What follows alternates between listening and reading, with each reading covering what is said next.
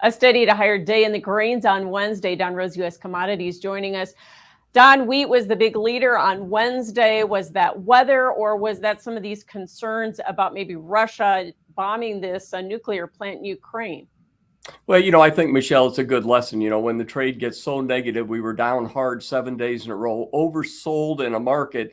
And then if anything changes, then you can see some big short covering funds short over there. And you're exactly right. It was a combination of everything. The smaller crop in Russia, the nuclear fear.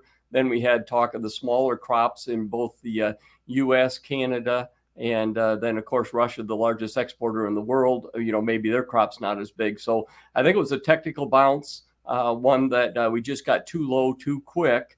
And we're not watching our market so much as we're watching what the rest of the world does, and what the rest of the world found some stability, Michelle.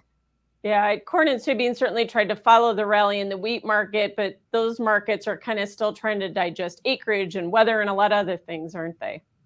Yeah, I think seasonalities, are negative into at least the middle of July on the grain market on corn and soybeans. And, we tried to respect that in the corn, just really couldn't rally. The soybean market, of course, it's all about those acres. We're at pipeline minimum, so it's a real issue. What's the yield going to be? And we're going to be debating that all the way through August. And probably with some of the late planting stuff, even do we get an early freeze? Because remember, even at 52 yield, we probably are still hovering around a 150 carry out.